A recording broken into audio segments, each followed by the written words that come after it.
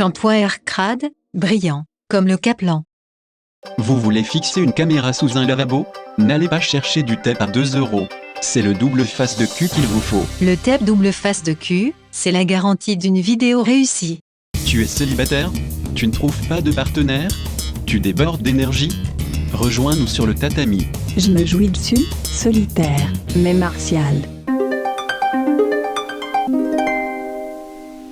20h30, votre rendez-vous culinaire avec Daniel et Marie pour apprendre à cuisiner et à dépiler. J'évite de mettre trop de graissage. Moi, je fais mes toasts avec de la ficelle. Je mets un jack de schnick pour le parfum. Moi, je mets 3 boîtes de soupe d'eau. Je mange doucement, on dirait un goéland sur un morceau de foie. Faut laisser cuire un couple d'heures. Je prends des hautes cuisses skinnées et désaucées. La morue est petite tout de suite, mais elle est bien viandée. Hein. Vaut mieux une sopine qu'un quart. Les moules étaient belles, mais les poissons étaient pleins de perles. Je fais chauffer le tic pendant ce temps-là. Le dessert, c'est crème à la glace et les crèmes molles. C'est meilleur que du bologna. 21h, votre nouvelle série policière.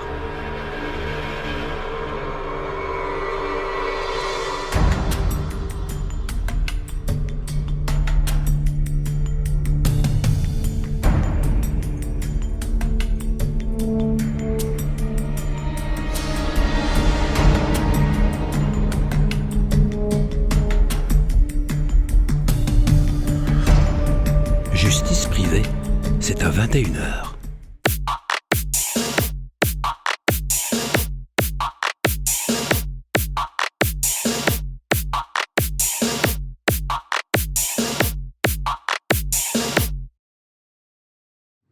Salut.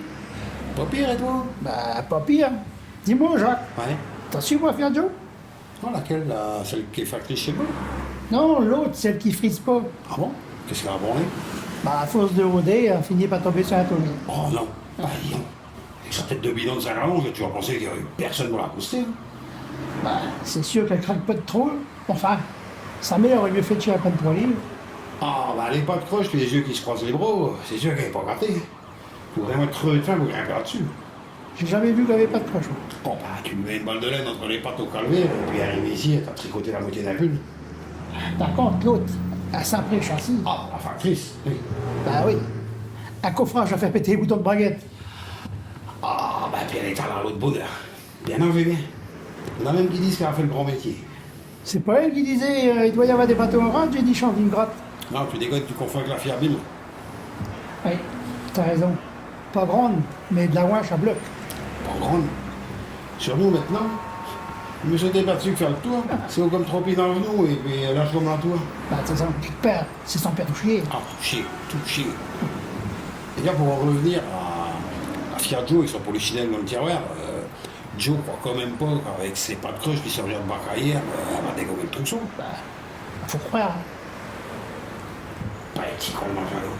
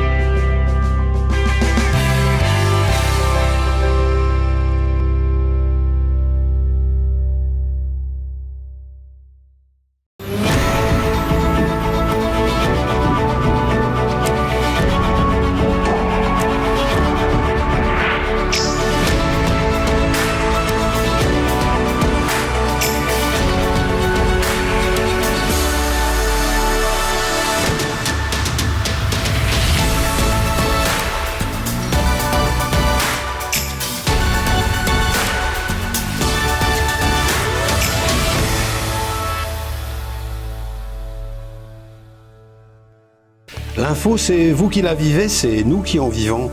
Tout de suite, les titres. Boulette de la SNSM de Plaisanciers, élitreuillé par erreur. Économie, après le franc l'an dernier, c'est le Galemcent qui fait son grand retour au pays. Politique, avec l'arrivée, enfin, d'un vrai mec sur l'archipel et avec un programme qui n'a pas fini de faire dépiler. Et puis cette découverte archéologique majeure dans le sud du pays, un charnier, au moins bicentenaire.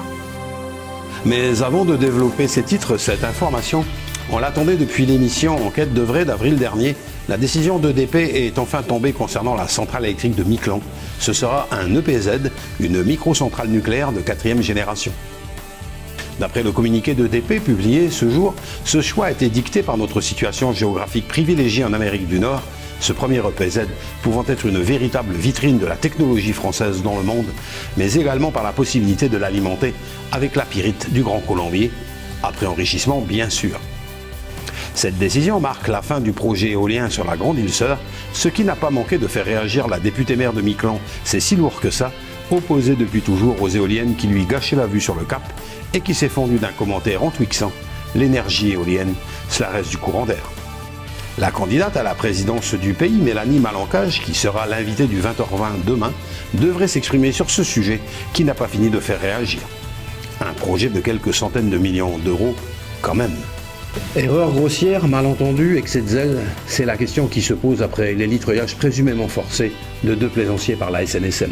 Quelques éléments de réponse avec Jeff et Kaka et Jérémy Une Couche.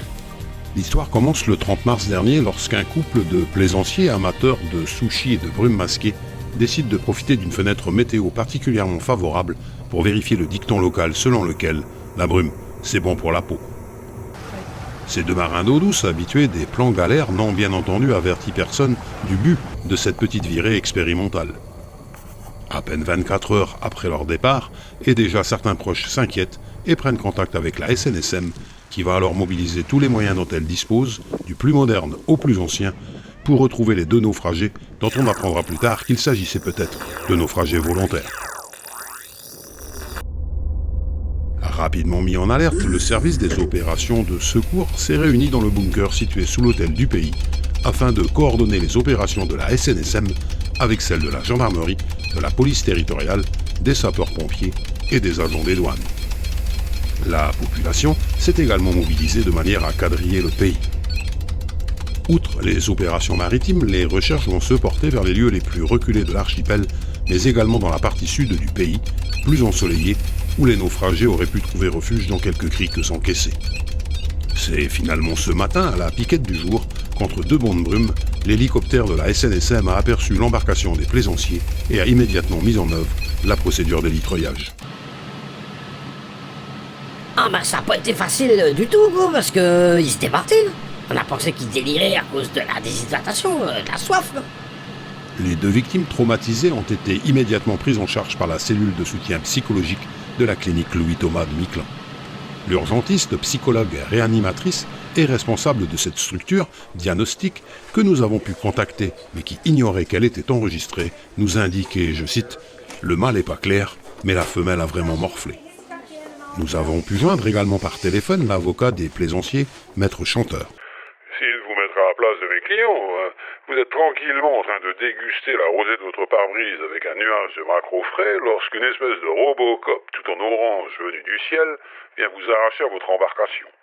Mes clients, encore très choqués, ont même cru à un enlèvement par des extraterrestres. C'est vous dire la violence d'intervention. C'est tout simplement scandaleux et nous n'en resterons pas là.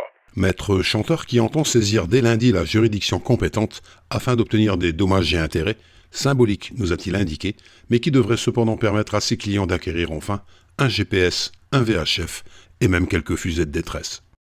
Un procès que nous suivrons avec beaucoup d'attention. Un an jour pour jour après l'abandon de l'euro au pays et l'adoption du franc territorial, c'est une monnaie dite complémentaire qui est en circulation depuis ce matin.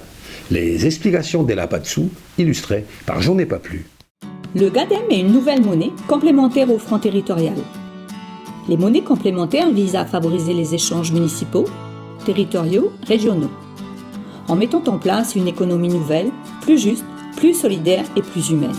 Particuliers, entreprises, associations, collectivités, cette nouvelle monnaie s'adresse à tous. Elle est 100% numérique, entièrement sécurisée et traçable. Le Gadem Cent a 3 ambitions. Développer une nouvelle économie, lutter contre la pauvreté, être la monnaie de la transition alimentaire, la transition énergétique et la transition sociale grâce au Gadem Cent solidaire. Mais comment fonctionne le Gadem ? Sophie souhaite acheter du fromage de brebis à sa Biocop préférée. Elle recharge son compte en ligne en versant 100 francs et obtient ainsi 105 Gadem Cents. En plus, le Gadem met à sa disposition 5 cents solidaires qu'elle reversera à un des projets à but non lucratif sélectionnés. Sophie part maintenant faire ses courses dans la Biocop de Martine. Elle achète du fromage de brebis qu'elle paye en Gadem Cent. C'est simple, facile et sécurisé. Son fromage, Martine l'a commandé à Joe, qu'elle a payé en Gadem Cent. Joe, de son côté, s'est fourni en fourrage auprès de Bob et de son entreprise BioAgro, qui non seulement accepte les Gadem Cent, mais paye ses salariés en partie en Gadem Cent, et notamment Sophie qui y travaille comme chargée de partenaire. Sophie, Martine, Joe et Bob font partie de la famille Gadem. Ils en sont fiers car leur engagement permet de soutenir Marc et son association Terre du Futur. Grâce à eux, il peut financer des projets comme par exemple les squares partagés ou encore la valorisation du sel de dépilage. Souhaitons un franc succès à cette nouvelle monnaie qui permettra peut-être de ne plus entendre cette malheureuse expression locale « j'ai plus un Gadem Cent ». Mais restons prudents car une expérience similaire avait été tentée sans succès il y a quelques années chez nos voisins de la principauté de l'île verte avec le Fagen Cent. Politique maintenant avec, je vous le disais en titre, l'arrivée d'un vrai mec au pays avec la création de ce nouveau parti qui semble déjà très rock'n'roll. Tentative de décryptage avec Aude Vessel et Alain Broglio depuis l'hôtel du pays. Décryptage, Gérard, c'est le mot qui convient pour tenter de comprendre ce qu'il se passe dans le microcosme politique du pays et tenter d'anticiper les annonces qui seront faites lors de la réunion publique, prévue à 21h, soit dans un peu plus d'une trentaine de minutes maintenant. C'est dans cette magnifique salle de conférence flambant neuve de l'hôtel du pays que Jean Néotussé s'exprimera tout à l'heure.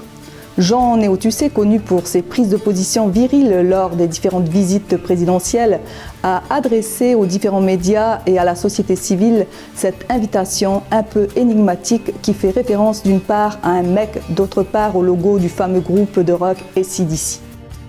Énigmatique car M. Néotussé a refusé toutes nos demandes d'entrevue, réservant la primeur de ses déclarations au public attendu ce soir.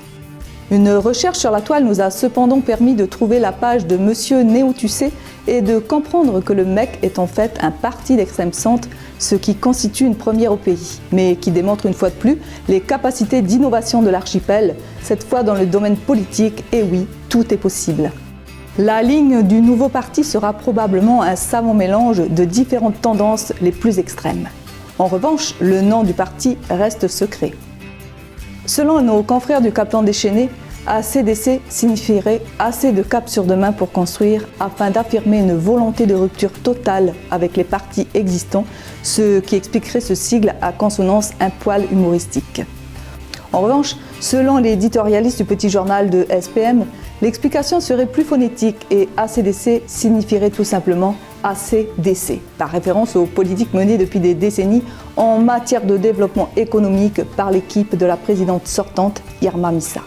S'agissant du programme politique de M. Néotussé, sa déclinaison au plan local sera bien entendu dévoilée tout à l'heure, à tout le moins dans ses grandes lignes. Nous avons néanmoins pu glaner quelques informations auprès de l'entourage de M. Néotussé, dont l'ambition principale pour l'archipel serait apparemment simplement d'être exemplaire. Monsieur Néotussé sera l'invité demain du journal parlé de 12h20 et nous reviendrons bien sûr dans le 20h20 sur cette conférence qui constitue un événement politique majeur au pays.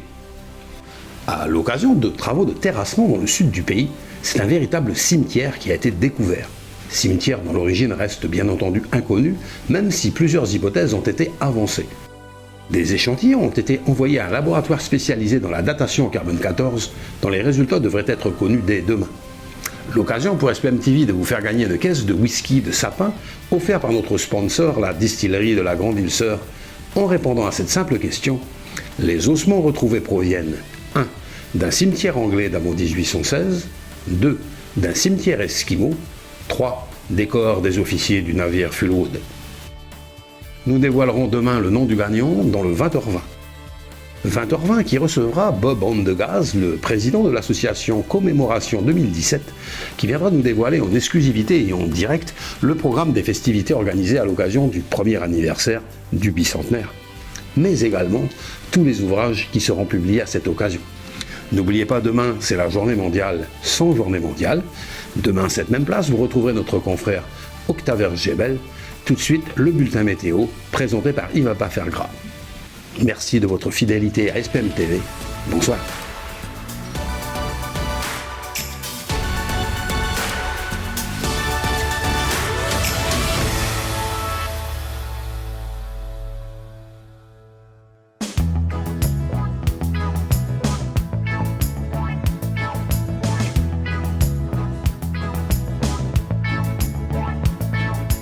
Anatole Etcheverry va rentrer chez lui.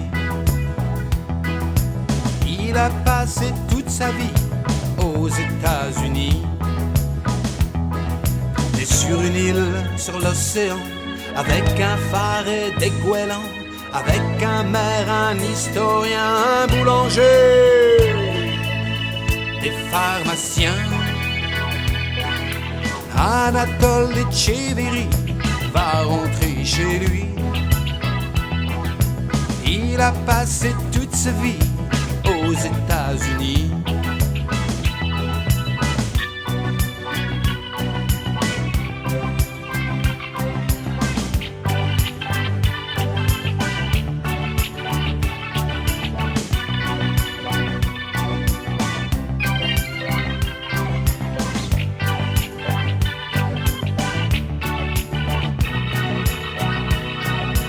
Anatole Etcheverry va rentrer chez lui.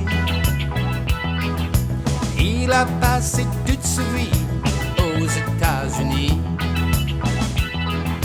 Anatole Etcheverry va rentrer chez lui. Il a passé toute sa vie aux États-Unis.